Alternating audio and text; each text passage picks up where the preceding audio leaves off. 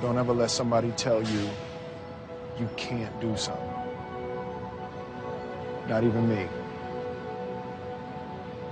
All right? All right.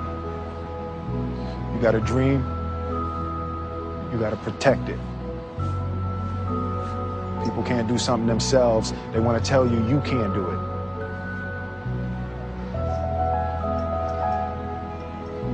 You want something, go get it. Period. This pilot is flying with no hands, literally. Jessica Cox is the nation's first and only licensed pilot who has no arms. When I tell people that I'm a pilot, they're like, what? Jessica was born without arms, but she can do almost everything with just her feet, from putting in her contacts to texting her friends on her cell phone, even playing the piano.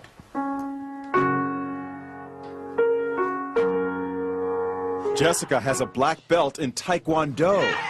She makes a living as a motivational speaker, but always had a fear of flying. So Jessica decided to face her fears head on and got a pilot's license. She talked with our Jim Murray. How is it possible to fly a plane without hands?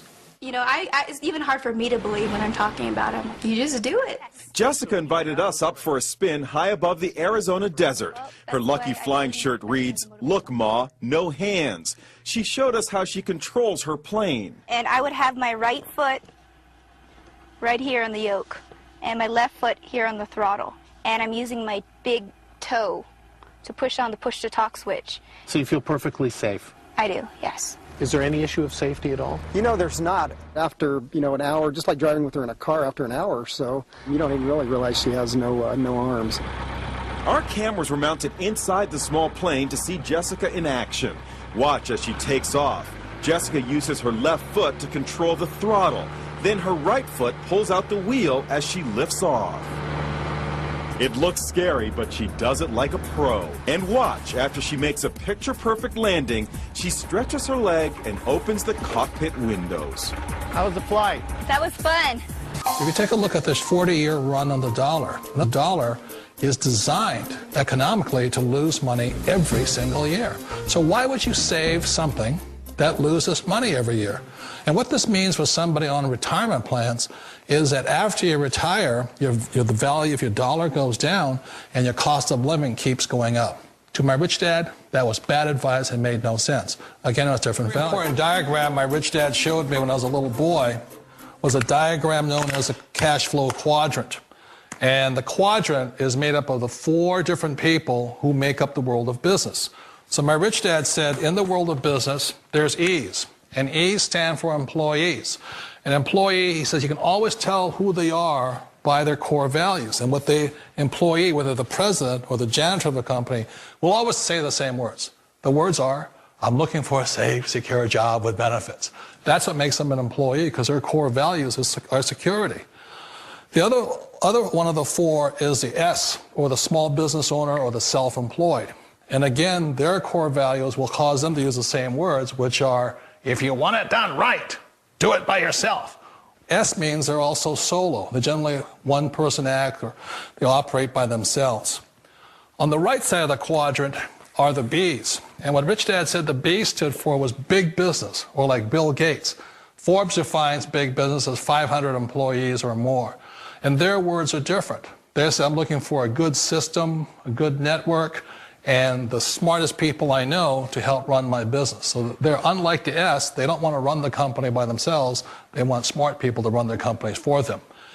And then the 4th of the quadrant is the I, and I stands for investor. These are people who have money work hard for them. These people are people who have people work hard for them. And these are the people that work hard for the rich here. So early on in my life, it was my poor dad who always said to me, you know, Robert, go to school and so get a high-paying job. And so my poor dad's core value was to be an employee. He wanted job security, promotions, a steady paycheck, and all this. And so it was my rich dad who said to me, he says, you know, Robert, if you really want to be rich, learn to build businesses. It made more sense to him to work hard to build a business, something you owned, and something you could pass on for generation to generation to your kids. Whereas my poor dad said work hard, but my rich dad said, why would you work hard for something you'll never own and you can get fired from right away? Again, that was the difference in values. So my rich dad suggested I learn how to be a business owner and learn how to be an investor. And that's one of the big differences. On this side of the quadrant, these people here work for security. They work for money also. On this side over here, their key value that they want is they want freedom. They don't want to have to work at a job anymore. They don't want to have to work for the rest of their lives. So the beauty of building a business and learning how to invest is very simply that this is passive income. You work hard for a few years, but possibly for the rest of your life, income keeps flowing to you. A business that you can do part-time or full-time and can be started at home with no large capital outlay, low overhead, no employees, and no special business expertise or technical skills. A business that allows you to work your hours for your goals. A business that offers time freedom, financial freedom, and a franchise-like, step-by-step business plan. Of all the businesses out there, which type do you choose? One of the reasons I consider a direct selling business a perfect business is very simply because the company will work with you to get the business skills that make you rich. Always remember that it's not money that makes you rich, it's business skills. And that's why it's a perfect business. They'll take as long as you like to get the skills to make the money. And that's a lifetime skill thing. The other part about it is the low startup cost. Where else can you get in for under $500 and get these skills? For people who want to make the shift over to the B quadrant, which is what I would recommend for people, one of the beauties of a network marketing company is that you can do that for a very low price. And that's why I talk to people about considering network marketing. If you're to build a Microsoft, it would take you hundreds of millions of dollars. But a network marketing company allows you to start at a very low rate. They'll be patient with you. They'll take their time to transition over here. And the reason why that time is so important to most people is it takes time to change those values. And the most important thing is once you take the time, let's say it takes 1 year, 2 years, 5 years, whatever time it takes, once you see the value or the core values of this side and this side, you're unstoppable. Today, I would never go back and get a job. Why should I? I'd rather stay on this side, build companies, pay less taxes, and make more money.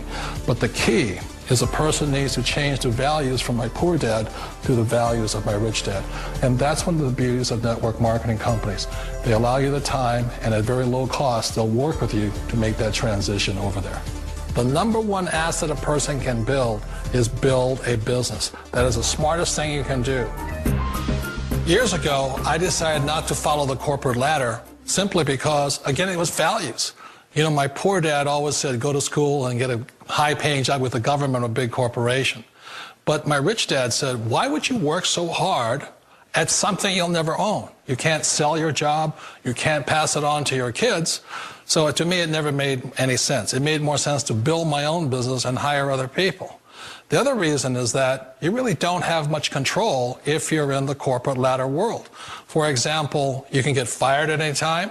Or today we have what's called M&As, or mergers and acquisitions, where another company buys another company. So you could be a great employee, but the company that buys your company just fires you. Wait a minute. This sounds too good to be true. Like one of those get-rich-quick schemes.